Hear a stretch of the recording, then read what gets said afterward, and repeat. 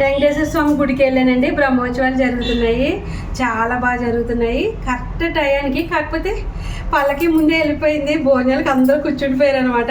కానీ దర్శనం చేసుకుంటున్నారు. చక్కగా దేవుని దర్శనం చేసేసుకున్నాను. ఇప్పుడు చూడండి, అక్కడ పువ్వులు ఇస్తున్నారు. ఇదిగో చూడండి. ఇంకా మాదమ్మకి అయితే గులాబీ పూలు బాగా ఇష్టం కదా అని చెప్పేసి ప్రత్యేకించి అన్నీ ఏరుకొని వచ్చేసాను. ఇగో ఏమో ముందు కనకాంబరాలు అవి ఇచ్చారు, నేను గులాబీలు అన్నీ ఏరేసాను. అందరూ చాలామంది చామంతి పూలు ఏరుకోండి అంటే నేను గులాబీ పూలు ఏరాను, తెలుసా మాది.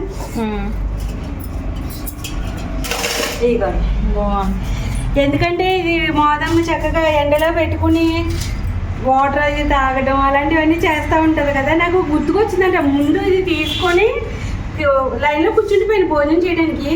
అరే గులాబీ పూలు తీసుకోవాల్సిందే అనుకొని అక్కడ కూర్చున్న దాన్ని వెళ్ళి అంటే ఇంకా పెడుతున్నారనమాట. పక్కన మా వారు ఉన్నారు కదా, చూస్తారు కదా అని చెప్పేసి నేను వెళ్ళి ఇవన్నీ ఏరేసాను. ఒక ఆవిడైతే అలాగే చూస్తుంది, ఎంత ఓపికగా ఏరుతున్నావమ్మా అంటుంది.